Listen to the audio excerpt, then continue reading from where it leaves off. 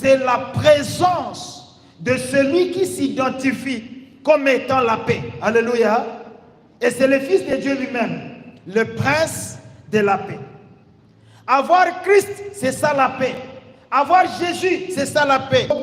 Mais vous pouvez avoir des conflits avec vous-même. Tel est le cas de ces gens qui refusent catégoriquement, délibérément, de servir le Seigneur. Ils refusent de recevoir Christ dans leur cœur. Lui, comme étant le donateur et la source de la paix. Lui, comme étant l'identité même, le contenu même de la paix. Quand il n'est pas à nous, nous n'avons pas la paix. Et cela se répercute maintenant dans notre vie chaque jour, là où nous manifestons des actions qui accusent notre manque de la paix intérieure. Les actions sont une manifestation du comportement intérieur qui refuse la paix, qui refuse celui qui donne le shalom. S'il est en nous, alors il agira et il accomplira ses promesses. Le combat de la destinée. Voilà là où commence le problème de Jacob. À la naissance, il a déjà des conflits. Avant qu'il soit né, il y a des conflits déjà dans le ventre. La Bible dit que les deux enfants se heurtaient, c'est-à-dire ils faisaient la guerre à l'intérieur du ventre de leur mère. Les enfants étourdis, ils commencent des conflits dans le ventre de leur mère. Et pourtant, tel que nous l'avons lu, nous avons vu que Rebecca était stérile pendant 20 ans, 20 années de stérilité. Une nouvelle mariée, 20 ans sans enfant. La famille commençait à se demander, est-ce que nous aurons un enfant de cette femme? Mais la Bible dit, à cause de cette stérilité, Isaac implorant l'Éternel, il appela Dieu, il a prié à l'Éternel, il a demandé à l'Éternel, et l'Éternel a donné 2 nations. Sa femme devint enceinte, mais quand les enfants se heurtaient dans son ventre, elle alla demander Dieu encore et Dieu a donné l'oracle. Dieu a donné la révélation concernant ses enfants. La révélation, c'était que dans le ventre de Rebecca, il y avait 2 nations, c'est-à-dire des enfants de qui naîtront des nations. Mais attention, entre ces 2 nations, il y a une nation qui va dominer l'autre. Et la nation qui va dominer l'autre, c'est le plus petit. Le plus petit enfant va dominer sur le plus grand. Ça, c'est Dieu qui parle. Ce n'est pas la volonté de Rebecca, ce n'est pas la décision d'Isaac, ce n'est pas la parole d'homme, mais c'est Dieu qui parle des enfants qui ne sont pas encore nés. Et il trace déjà la destinée de ces 2 nations, de ces 2 personnes. Là où l'aîné sera assujetti au plus petit, il sera assujetti au cadet. Ce n'était pas la décision de Jacob, ce n'était pas la décision d'Ésaü. Et alors, à cause de cela, comme c'était la voix de l'Éternel, parce que Dieu les connaissait avant qu'ils soient nés, la guerre a commencé dans le ventre de leur mère. Pourquoi? Parce que l'aîné s'est cherché sa définition. Et le plus petit, qui avait déjà la promesse de Dieu, qui avait déjà l'oracle de Dieu, qui avait une destinée de Dieu, il voulait reprendre sa place. Et le combat a commencé. Pendant combien de mois de grossesse, les mamans, la grossesse dure combien de mois? Combien? Il n'y a pas de maman ici. Combien? Ce sont les papas qui disent 9 mois. Vous, les mamans, vous êtes comment? Les papas, vous ne portez pas de grossesse. Les mamans, il y a combien de mois pour une grossesse? 9 mois. Je vois encore, c'est la célibataire qui dit 9 mois. Pendant tout ce mois-là, il y avait combat dans le ventre de Rebecca. À cause de quoi? À cause de la destinée que le Seigneur avait déjà tracée pour ces deux jumeaux. Et à la naissance, la Bible dit, au lieu que celui qui avait la destinée de Dieu soit le premier à sortir, qu'est-ce qui arriva? C'est l'autre qui sortit le premier. C'est Ésaü qui est sorti le premier. Et comme il y avait gueule, il s'est chamaillé. Qui va sortir le premier? Celui qui a la destinée ou bien celui qui a la force de sortir? Qu'est-ce qui est arrivé? C'est celui qui a la force physique qui est sorti le premier. Et on lui a donné le nom de... On lui a donné quel nom? Ésaü. Mais à la naissance, comme ils étaient toujours en train de combattre, le deuxième arrivant, mais il tenait les talons, il tenait les pieds du premier. Pourquoi? Parce que c'est lui qui avait la destinée, il voulait sortir le premier, mais comme il y avait un vaillant, comme il y avait Ésaü qui avait la force physique, il a précédé. C'est pourquoi la parole s'est accomplie, même dans cette naissance. Le plus petit dominera sur le plus grand. Il a pris les talons pour montrer que ce n'est pas toi qui as la destinée. Il faut faire quoi?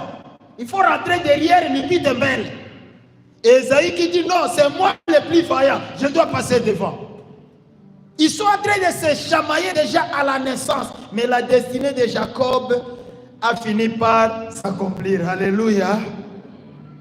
Bien-aimés dans le Seigneur, nous devons savoir que ce que le Seigneur a dit de notre vie, les promesses de Dieu prononcées par l'oracle de l'Éternel pour notre vie finiront toujours par s'accomplir. Même si le monde peut s'ériger contre nous, ce que Dieu a dit de nous finira par s'accomplir. Jacob était là, il avait la promesse de Dieu, mais Ésaü n'avait pas la promesse de Dieu. Tout ce que Ésaü allait faire, c'est accepter d'être soumis à son petit frère. Mais malheureusement, la Bible dit celui qui était fort physiquement. Tandis que Jacob était faible physiquement, mais plutôt fort psychologiquement. Et c'est ainsi que vous allez trouver 4 grands conflits dans la vie de Jacob. Le premier, c'est ce que j'ai appelé le combat de la destinée. Et le deuxième conflit, nous le retrouvons toujours dans le même chapitre 25, c'est le conflit du droit d'aînesse. Le conflit du droit d'aînesse est arrivé quand Jacob, par la destinée, a repris le droit d'aînesse parce que la voix de l'Éternel a dit c'est le plus petit qui sera grand. Et là, il y avait un conflit. Pas seulement ça, le troisième grand conflit dans leur vie, c'était le conflit de la bénédiction. Voyez-vous, Isaac, même quand il faut bénir Ésaü, la bénédiction fait une transition. Au lieu de tomber sur Ésaü, elle est tombée sur Jacob.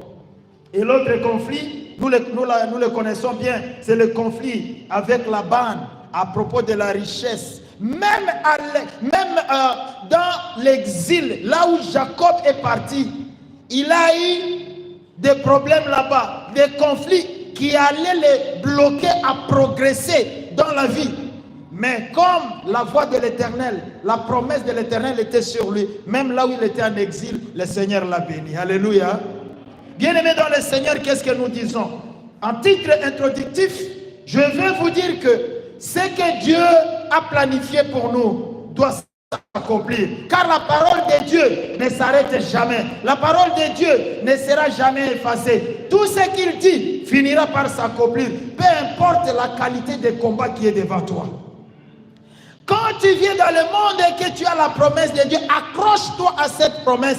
Même si les gens vont s'élever contre toi, même si les Ésaü vont passer devant toi pour te bloquer la voie, le Seigneur créera toujours une sortie pour toi. Ce que les gens n'aiment pas voir dans votre vie, ils seront obligés de le voir s'accomplir. Et le plus souvent, les gens comme Ésaü, ce sont déjà plus forts que nous. Ils se tiennent devant nous et nous ne savons pas quel chemin prendre. Quand ils parlent, vous sentez vraiment qu'ils ont la puissance.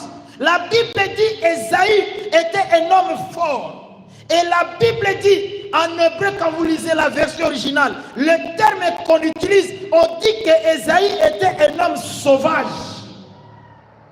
C'était une personne qui allait dans la brousse pour aller faire la guerre contre les animaux. Et il était un chasseur.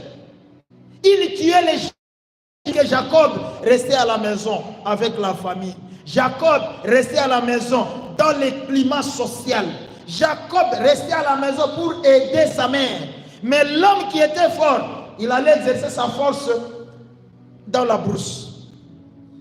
Et quand il revenait, comme il avait des gibiers, la Bible dit Isaac a aimé Ésaü à cause de l'intérêt. Mais ce n'est pas à cause de la parole de l'Éternel. Ce n'est pas à cause de la destinée qui était sur Ésaü. Quand vous y allez dans la lecture, vous trouvez que finalement, un jour, Ésaü vient il vient de la brousse. Quand il arrive à la maison, la Bible dit, il a rencontré son frère. Jacob avait déjà préparé une soupe. Bah maman, tu as bien soupe ou bien sauce? Les amis, sauce ou soupe? La Bible dit la soupe était rouge. Soupe, il y en a rouge, c'est-à-dire tomate, très bien. Moi, piment mouké, très bien. Nini sous onga, onja. Bon, ne mettez pas ça.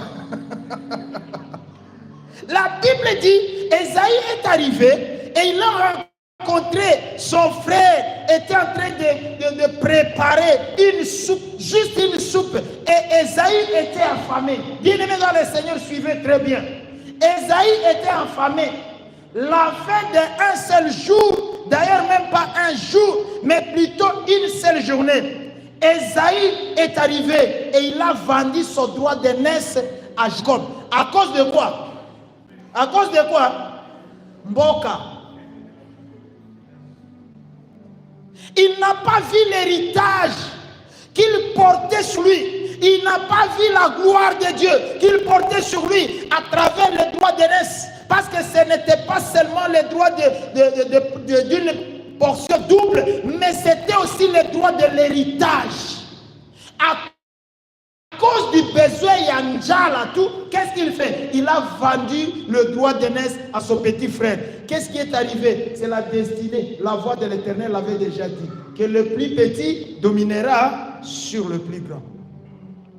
Bien-aimé, même quand les gens te bloquent, ce que Dieu a dit finira par s'accomplir. Balinga, même s'il te bloque la voie, le Seigneur ouvrira des occasions. Cette occasion-là, qu'est-ce qui est arrivé? La faim a fait que Ésaïe ne puisse pas considérer la valeur de l'héritage qu'il portait, mais plutôt il a considéré les besoins présents. Les besoins présents. Juste à cause de la faim, il a perdu. Qu'est-ce que je peux dire? Je pourrais le dire à terme christologique, il a perdu son étoile à cause de la faim d'un seul jour. Bonjour les jeunes. Bonjour les jeunes.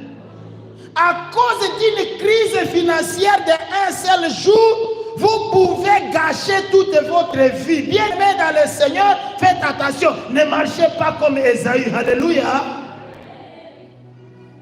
Yozangi sapatu kaka lipapa ya $5. Mais à cause de ça, tu vas te donner de prostituer. Et puis tu gâches toute ta vie à cause du besoin d'un seul jour. Dites à quelqu'un, ne sois pas comme Ésaü. La Bible dit que Jacob a utilisé la sagesse pour récupérer sa destinée, pour récupérer ce que l'oracle de l'Éternel avait déjà dit. Dieu a dit, le petit dominera sur le plus grand. Mais Ésaü est venu en avant. Dans notre vie, il y a des cas pareils. Il y a des Ésaïes qui nous précèdent. Le Seigneur veut vous amener dans votre gloire. Mais il y a des gens qui se tiennent devant toi. Au nom de Jésus, je communique que même s'ils sont là, ils vont laisser le chemin. Peu importe la circonstance, Dieu t'amènera dans ta gloire. Alléluia. Le Seigneur t'amènera dans ta gloire. Et quand le conflit est arrivé, vous allez trouver pendant la semaine, nous allons parcourir la vie de Jacob. Vous allez trouver que, bien qu'il y avait des conflits, mais Dieu a continué à se révéler à Jacob, mais pas à Esaü. La Bible dit, quand il y avait conflit de bénédiction, Esaü était enragé au point de vouloir tuer son frère Jacob. Mais Jacob a pris fuite chez Laban. Et quand il a pris fuite chez Laban, arrivé à mi-chemin, juste quand il est arrivé à Bethel, la Bible dit, cette nuit-là, le Seigneur l'a paru en songe. Et qu'est-ce qu'il lui a dit? Il a confirmé sa promesse. Et de la suite, le Seigneur a continué à se manifester à Jacob, mais pas à Esaü. Nulle part on a dit que le Seigneur a continué à se manifester à Esaü. Je vais vous dire ceci, chers frères, chères sœurs, que la vie que le Seigneur nous a donnée, c'est une vie qui est en Christ Jésus. Et c'est à Christ Jésus que nous avons notre destinée. Quand nous avons notre destinée à Jésus, l'apôtre Paul dit que tout ce qui va arriver dans notre vie, tout cela va concourir au bien de ceux qui aiment le Seigneur. Ainsi, il n'y a rien qui nous séparera de l'amour de Dieu manifesté en Christ Jésus. Tout ce qui est arrivé dans la vie de Jacob, aujourd'hui nous pouvons analyser ça d'une manière ou d'une autre, chacun de sa façon. Mais je vais te dire, il y avait des erreurs, il y avait aussi des bonnes choses dans la vie de Joseph. Par exemple, le conflit concernant la bénédiction. Vous allez trouver qu'il y avait vraiment un mensonge. On a trompé Isaac. Mais après cette tromperie, l'Éternel se manifeste à Jacob et non pas à Esaü. C'est une grande question de réflexion. Est-ce que le Seigneur a confirmé les erreurs de Jacob? On ne sait pas. Mais comme ce que Dieu a dit ne peut pas être changé, le Seigneur peut utiliser même les situations négatives de notre vie juste pour faire accomplir son objectif. Alléluia. Vous ne savez pas la vie de la personne auprès de laquelle vous êtes assis aujourd'hui. Aujourd'hui, vous voyez cette personne comme ça, comme tel que vous pouvez la voir, mais attention, son futur peut être un futur glorieux. Alléluia. C'est pourquoi, nous étant que jeunes, nous devons nous tenir dans la voie du Seigneur. Nous devons nous accrocher sur les promesses de Dieu. Nous devons nous accrocher sur ce que Dieu a dit de notre vie. À condition, il faut connaître ce que Dieu a dit de ta vie. Si tu vis d'une manière générale, tu ne sais pas quelle est la promesse de Dieu sur ta propre vie et non pas sur notre propre vie, c'est un danger, bien-aimé. Ici, je vous invite chacun de nous à rechercher qu'est-ce que Dieu dit de ma propre vie, moi, David. Qu'est-ce que le Seigneur dit de moi, tel qu'il a dit à Jacob, il a dit d'Ésaü. Qu'est-ce que Dieu me dit moi aujourd'hui? Malheureusement, dans la Genèse, ce que nous voyons, c'est la foi générale, la foi de tout le monde. Dans nos vies, nous sommes là, nous vivons par la foi globale. Le Seigneur nous aime tous. Le Seigneur nous bénit tous. Le Seigneur nous pardonne tous. Bien-aimés, ça c'est un bon langage global. Mais je vous invite à avoir une relation intime avec le Seigneur et tu écoutes ce que Dieu dit de toi. Si Dieu a parlé de la vie de Jacob, c'était la vie de Jacob, ce n'était pas ta vie. Les circonstances de la vie de Jacob sont différentes des circonstances de ta vie. Jacob était né jumeau. Est-ce que toi aussi tu es jumeau? Alors toi tu vas dire, hey, na mimi nitazaliwa kama kamata mugulu wa mtu. Utazaliwa kama ngapi? Bon, ton grand frère ou bien ta grande soeur est là. Toi tu vas commencer à dire OK, na mimi nitaibaka tu baraka ya nani? Ya Rachel. Eh yo, ezali. Les circonstances de la vie de Jacob, ce ne sont pas ça de ta vie. Tu dois rechercher le Seigneur avec un engagement sincère. Ce qu'il dit de ta propre vie. Et c'est à cela que tu vas t'accrocher. Quand tu t'accroches à la promesse de Dieu, tu verras la gloire de Dieu. Alléluia. Le plus souvent, nous marchons comme des aveugles. Nous passons des temps et des temps dans l'église, mais nous n'avons pas ce que le Seigneur nous dit de notre propre vie. Moi, je suis serviteur de Dieu. Je dois avoir, je dois écouter ce que Dieu me dit dans mon ministère. Moi, David, quand bien même nous sommes nombreux comme des serviteurs de Dieu, mais chacun doit écouter la mission que Dieu lui donne dans son ministère. C'est pourquoi vous nous voyez différents. Chacun a sa mission, chacun a sa destinée. Je suis pasteur, mais il y aura un autre pasteur qui est pasteur intercesseur. L'autre qui est pasteur évangéliste. L'autre est pasteur choriste. Il y a l'autre pasteur musicien. Et l'autre pasteur prédicateur. Chacun avec sa destinée dans le même ministère. Mais l'Éternel nous parle différemment. C'est pourquoi, bien-aimé, tu dois te mettre à la recherche de la face de Dieu.